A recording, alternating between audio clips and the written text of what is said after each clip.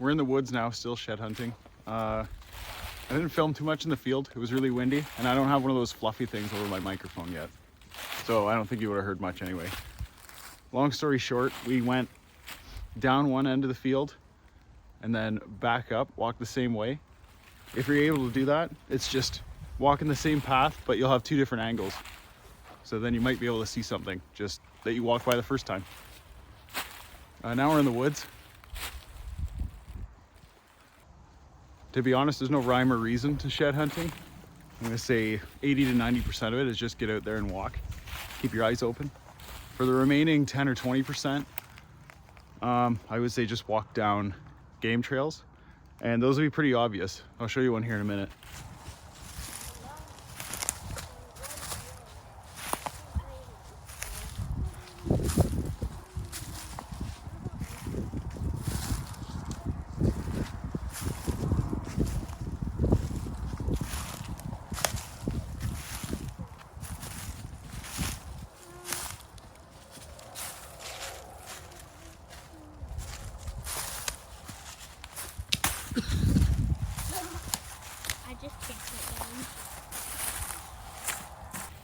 Yeah, main part of shed hunting is walking and just walk down game trails. So some of those will be mostly used by does, but obviously bucks will follow occasionally, especially little ones. They like to stick around does. Older bucks, they're kind of lone wolves, not wolves, but you know, they like to be on their own. It may seem intimidating walking through the woods, especially like bushwhacking, this, that, and the other thing. You have to remember that deer and turkeys and whatever other wild animals are wild animals, and they're really good at conserving energy. So they'll find the path of least resistance through the woods and take that. So you can just walk that too. So here's one right here. So once you find these paths, like that is thick hawthorn, and it's actually not that bad because so many animals use it.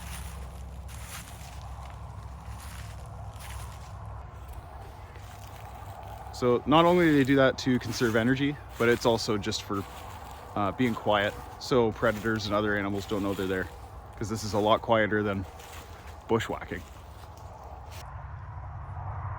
Yeah, this is full of, oh, raccoon right there, deer, more raccoon. And the reason why this path is very heavily used right now is because that field had corn in it,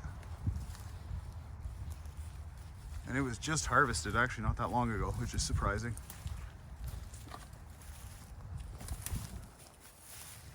So yeah, if you're gonna find a big buck antler or respectable sheds, it's gonna be on a path similar to this. Look at that one.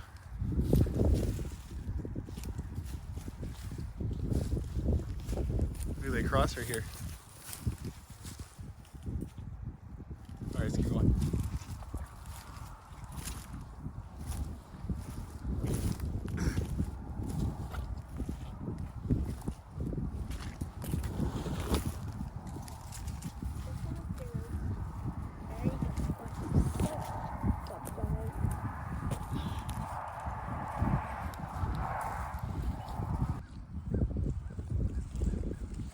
It's a leg. It's a leg! But what is it? Yeah, well, it's a leg, you know. Oh. We were just walking down this hill. You guys walked right past it. Go ahead, Riker, grab it. Look at that, cute little spiky. All right, hold on to it. Let's keep going. See if we can find some more.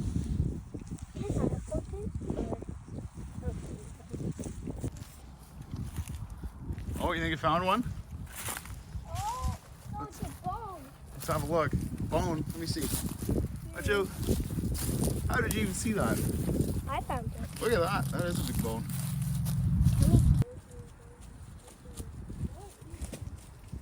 I'm just gonna poke out to this field edge quick and see if there's one right here. Stay right there.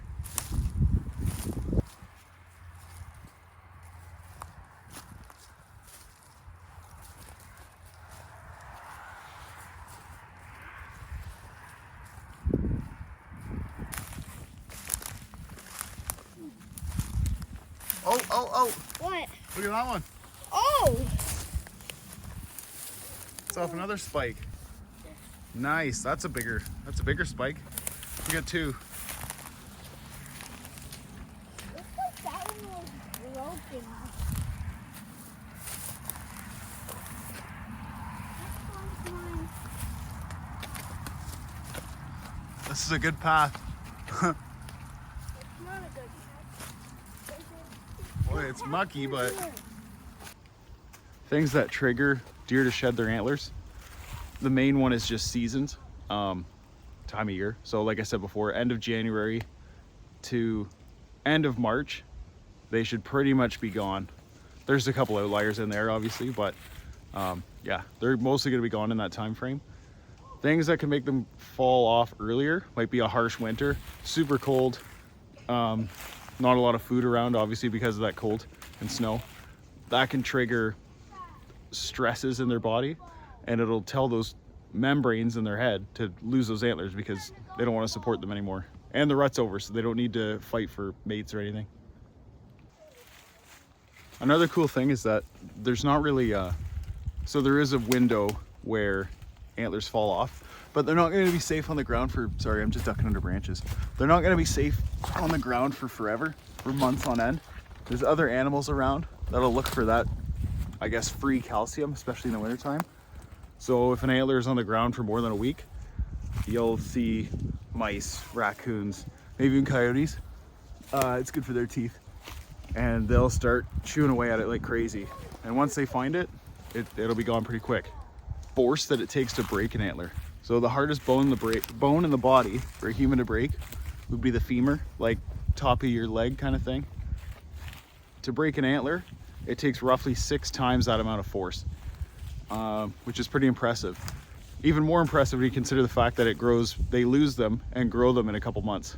That is a crazy amount of force. That's a strong, dense bone. There's other things you could be doing while you're shed hunting too. Right now I'm kind of having an idea for where I want to set up for turkey hunting in a couple months, but also of course next deer season. So I'm keeping an eye out for how these paths run through the woods, and I just use a self climber, so I'm looking for trees that fit what I would need for that. So this one's perfect. Yeah, so this is a win. The middle tree of those 3 trees right here. That's nice. I can get up nice and high with my self climber. It's looking over 2 or 3 paths, and then there's a field right there. I'm gonna cut at least a shooting lane so I can see out there if anything's walking along the edge. Yeah, that looks pretty good.